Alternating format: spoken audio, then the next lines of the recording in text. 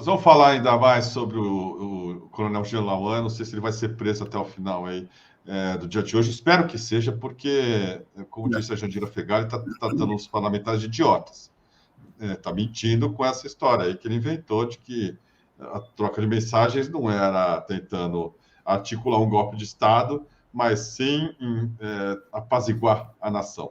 E acusando o ex-presidente Bolsonaro também de não estar disposto a apaziguar a nação. E, como se pode ver aí, renegando o que ele escreveu.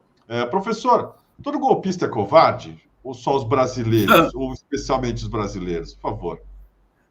Eis a questão-chave, Kiko. Todo bolsonarista é covarde.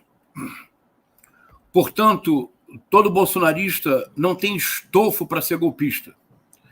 Porque, sejamos muito honestos, um golpista, no sentido tradicional, é um homem ousado. É uma pessoa que assume o risco de romper institucionalmente uma ordem democrática, sabendo que, se falhar, será preso de imediato, em alguns casos, executado. Vide Prigozhin. Um golpista, é preciso ter, pelo menos um golpista, deveria conhecer a máxima do Carlos Marighella, sem que fazer comparação, mas a máxima: não tive tempo de ter medo. Os golpistas, os bolsonaristas, só o que eles têm é medo. Todos. Kiko, eu não estou generalizando. Vamos lá. Daniel Silveira, de maneira valente, com enorme hombridade, faz declarações muito fortes contra o Supremo Tribunal Federal. É preso, faz uma declaração e chora. Nós podíamos fazer aqui uma lista dos bolsonaristas que são muito valentes nas redes sociais, mas que, quando chega a uma situação real de conflito, eles recuam. Kiko, eu que sou, como ele diz, que é um modesto coronel, vou dizer que eu sou um modesto professor. Um deputado federal, o Gustavo Gaia, se empombou para cima de mim. Eu fui para Goiânia, eu desafiei para debater. Eu peguei um avião, eu desci em Goiânia. Onde estava o Gustavo Gaia para debater comigo? Em lugar nenhum. Então, o paradoxo não é possível golpe de Estado sem um tanto de arrojo, de audácia e de decisão. Audácia, arrojo e decisão, os bolsonaristas somente mostraram para roubar o Estado brasileiro. Isso traz uma questão bem interessante, Kiko. Eu quero retomar um ponto, que eu estava escutando o princípio da transmissão. Eu acho que você disse algo que tem uma enorme importância e que eu gostaria de não deixar passar. Porque acho que isso pode ser algo que, se nós todos realmente compreendermos a importância do que você disse, isso dá um norte para a nossa forma de entender o governo, de entender o presidente Lula neste momento. Comunicação não faz mágica.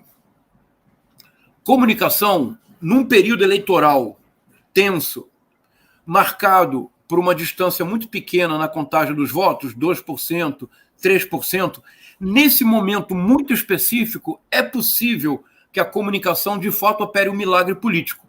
Foi assim no Brexit, foi assim na eleição do Donald Trump, não foi exatamente assim na eleição do Bolsonaro em 2018, porque a eleição não foi apertada, mas no Brexit e na eleição do Donald Trump, nos momentos finais da campanha, aquela forma de comunicação que à época ninguém entendia, operou um milagre, e eles ganharam as eleições. Mas, uma vez que a eleição acabou, me parece que a decisão do governo Lula é absolutamente correta. Comunicação não faz milagre. Como nós vivemos hoje, eu vi o exemplo patético que você citou do casal que não trocou palavra alguma, porque o tempo todo ficaram conectados no celular. Como, Kiko, nós estamos o tempo todo conectados de uma forma ou de outra ao universo digital, nós passamos subjetivamente a atribuir ao universo digital uma importância que objetivamente o universo digital não possui. É claro que o universo digital tornou-se onipresente no nosso cotidiano e nós já não podemos viver sem ele. Mas a comunicação não faz milagres no seguinte sentido: para baixar o preço da gasolina, para baixar o preço do diesel, para baixar o preço do gás, só tem uma solução na face da terra: é governar. Isto é tomar uma decisão política, é romper o PPI, a paridade de preços com o mercado internacional. Consequência imediata, os preços caem. Os preços dos alimentos, Kiko. Você vai ao mercado hoje, é visível um litro de óleo, que na época do Bolsonaro chegou a R$9, hoje você encontra promoção por R$5. Por quê? Caiu o preço do diesel, caiu o preço da gasolina. Isso tem um efeito cascata positivo na economia como um todo. Então, a comunicação é fundamental. A SECOM ainda tem que acertar alguns pontos, mas nós não podemos atribuir à comunicação, de maneira histérica, uma importância que ela não possui. Então, agora volta à CPI. Veja, como comunicação não faz milagre. E muitas vezes o peixe bolsonarista sempre morre pela boca. Por exemplo, ontem, o coronel da Polícia Militar do Distrito Federal, para se isentar de culpa, Kiko, sabe o que ele disse na CPMI? Ele disse assim: nós sabíamos que nos acampamentos, na porta do Exército, nós sabíamos que no acampamento havia, ele disse, prostituição, venda de droga, comércio ilegal, traficantes. Estupro. Esqueci, estupro. Ou seja, o que ele está dizendo é que, diante do Exército, com o apoio do general de Brasília, com o apoio da esposa do general Vilas Boas, que estava sempre no acampamento, havia tráfico de drogas, violência sexual, venda ilegal de substância. E ele disse isso para defender o Bolsonaro. Hoje, o Jean Lavande, e eu confesso que eu fiquei constrangido, Kiko. Eu fiquei realmente constrangido. Eu também. Constrangido no seguinte sentido. Constrangido do ponto de vista humano. Este sujeito tem família. Ele tem filhos. Olha, se eu sou levado a um depoimento e eu tenho um filho com a idade de compreender o que eu digo, eu vou preso, mas eu mantenho a minha dignidade. Porque este senhor, ele não tem mais condição de olhar para a cara dos irmãos. Ele disse, para justificar o fato de ter chamado Alexandre de Moraes de filho daquilo, ele disse em público, muitas vezes eu chamei o meu irmão pelo mesmo palavrão. Kiko? O meu irmão? Deu uma xingada no meu irmão. A mãe dele. Chamou a mãe dele de puta.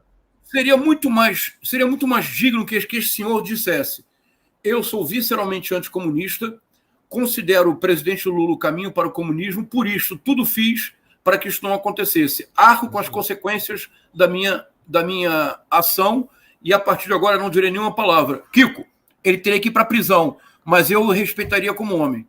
O que esse senhor está fazendo há horas é tão pusilânime, é tão covarde, é a cara do bolsonarismo, mas mais do que isso, é um retrato involuntário do Bolsonaro, porque o Bolsonaro faz a mesma coisa. Neste momento em que ele será tornado inelegível, o Bolsonaro tudo faz para não ser preso, inclusive mandar o filho votar positivamente na indicação do Cristiano Zanin para o Supremo Tribunal Federal. É uma vergonha.